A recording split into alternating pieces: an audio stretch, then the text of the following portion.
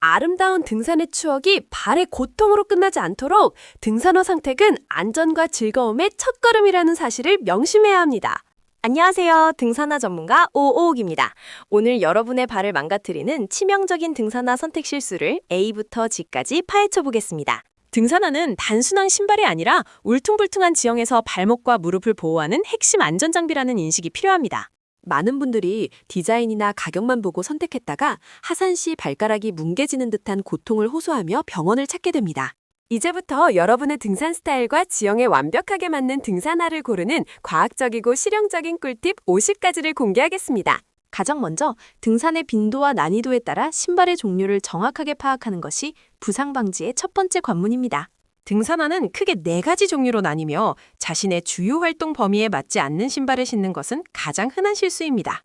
첫 번째, 트레일 러너는 가벼운 무게와 뛰어난 유연성으로 속도감 있는 산행이나 단거리 트레킹에 적합하지만 발목 보호는 취약합니다. 두 번째, 데이 하이커는 발목을 살짝 덮는 미드컷이 많아 일반적인 주말 산행에 가장 대중적이며 적당한 지지력을 제공합니다. 세 번째, 백패킹 부츠는 짐이 무겁거나 험난한 장거리 산행을 위해 제작되었으며 단단한 중창과 높은 발목 지지력이 특징입니다. 네 번째, 마운티니어링 부츠는 빙벽이나 암벽 등반을 위한 특수 목적으로 극도로 단단하고 보온성이 뛰어나지만 일반 산행에는 과합니다.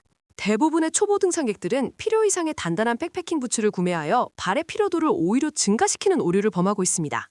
자신의 산행 스타일이 가벼운 트레킹이라면 트레일 러너를, 4시간 이내의 일반 산행이라면 데이 하이커가 최적의 선택입니다. 이제 가장 중요한 피팅 단계입니다. 등산화는 일상화와 달리 엄지발가락 앞에 1cm 정도의 공간이 반드시 확보되어야 합니다. 이 1cm의 공간은 하산 시 몸무게가 앞으로 쏠리면서 발생하는 발가락 충격을 흡수하고 물집을 예방하는 생명선입니다. 발볼이 넓은 아시안핏이 따로 제작되는 브랜드가 있으니 단순히 길이만 재지 말고 발볼 너비와 높이도 꼭 확인해야 합니다. 등산화 피팅 시에는 반드시 자신이 실제로 등산할 때 신는 두꺼운 양말을 착용한 상태로 테스트해야 정확도가 높아집니다. 발은 오후가 되면 붓기가 최대치에 달하므로 등산화를 구매하기 가장 좋은 시간은 점심 식사 이후인 오후 2시에서 4시 사이입니다. 등산화를 신고 발을 뒤꿈치 쪽으로 완전히 밀착시킨 후 끈을 단단히 묶고 일어나서 뒤꿈치가 들리는지 확인하는 것이 핵심입니다. 뒤꿈치가 살짝 들리는 것은 자연스럽지만 마찰로 인해 통증이나 불편함이 느껴진다면 그 신발은 사이즈 미스입니다. 내장에서 신발을 신은 채로 경사진 테스트 플랫폼에서 오르막과 내리막을 충분히 걸어보며 불편함을 찾아내야 합니다. 내리막 테스트 시 발가락이 신발 앞코에 닿는다면 사이즈가 작은 것입니다. 이는 발톱 편형과 심각한 고통을 유발합니다.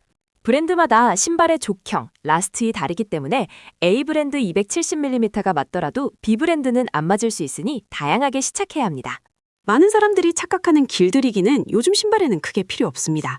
처음부터 편안해야 좋은 신발입니다. 새 신발을 신고 집 주변을 2시간 정도 걸어보는 홈 테스트를 반드시 거쳐 매장에서 몰랐던 미세한 불편함을 발견해야 합니다.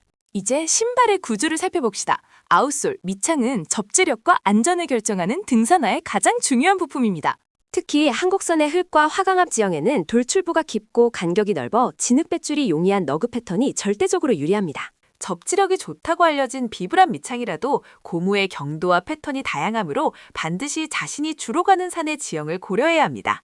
신발의 쿠션을 담당하는 미드솔은 EVA, 가볍고 부드러운, 와 PU, 단단하고 내구성이 강함, 중 자신의 선호도에 따라 선택해야 합니다.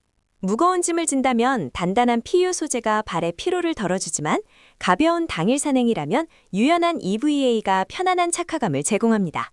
등산화의 비틀림을 막고 발바닥을 보호하는 쉔크의 유무는 장거리 산행 시 발바닥 통증을 막는 핵심 기능입니다. 계곡을 건너거나 비가 올 때 중요한 방수 기능은 고어텍스와 같은 투숙 방수 멤브레인이 적용되었는지 확인해야 합니다. 방수는 중요하지만 여름철에는 통기성이 낮아 발에 땀이 많이 찰 수 있습니다. 자신의 산행 환경에 따라 방수와 통기성의 균형을 잡아야 합니다. 바위나 돌부리에 발가락이 부딪히는 것을 방지하는 톱캡은 단단하고 견고한 고무 재질로 되어 있는지 확인하십시오. 신발끈을 묶는 방식도 중요합니다. 발등과 발목 부분의 끈 조절을 다르게 하여 개인의 발 형태에 맞는 맞춤 지지력을 만들어야 합니다. 등산화의 무게는 피로도에 큰 영향을 줍니다.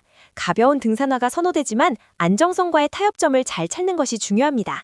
발목을 보호하는 칼라 높이가 너무 높거나 낮으면 안정성과 활동성에 문제가 생길 수 있으니 직접 신어보고 확인해야 합니다. 내구성을 확인하기 위해 신발의 봉제선과 접착 부위가 꼼꼼하고 튼튼하게 마감되었는지 육안으로 꼼꼼히 체크하는 습관을 들여야 합니다. 장거리 산행을 자주 하거나 발목이 약한 분들은 하드한 인솔을 별도로 구매하여 지지력을 보강하는 것도 좋은 방법입니다. 좋은 등산화를 고르는 것만큼 중요한 것이 관리입니다. 산행 후에는 즉시 부드러운 솔로 흙과 진흙을 털어내야 합니다.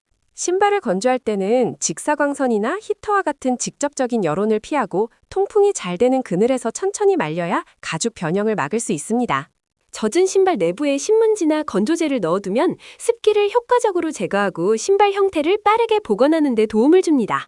가죽 등산화는 주기적으로 가죽 보호제나 방수왁스를 발라줘야 수명을 연장하고 방수 기능을 유지할 수 있습니다.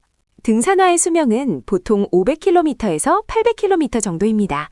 단순히 겉모습이 깨끗해 보여도 중창의 쿠션이 압축되면 교체해야 합니다. 특히 밑창의 러그 패턴이 30% 이상 마모되었다면 접지력이 급격히 떨어져 미끄러짐 사고의 위험이 높아지므로 즉시 교체해야 합니다. 사용 빈도가 낮더라도 구매 후 5, 7년이 지났다면 접착제가 산화되어 밑창과 가피가 분리되는 밑창 분리 현상이 발생할 수 있습니다. 등산화는 소모품입니다. 아끼지 말고 정기적으로 점검하고 교체하여 부상을 예방하고 산행의 질을 높이는 데 집중해야 합니다. 오늘 알려드린 등산화 고르는 50가지 팁을 숙지하시어 등산로에서 만나는 모든 난관을 안전하고 편안하게 극복하시길 바랍니다. 등산화는 여러분의 두 번째 발입니다. 최고의 파트너를 신중하게 선택하는 것이 즐겁고 안전한 산행의 시작점이라는 것을 기억하십시오. 영상이 유익했다면 구독과 좋아요, 알림 설정 부탁드립니다. 다음 영상에서 뵙겠습니다.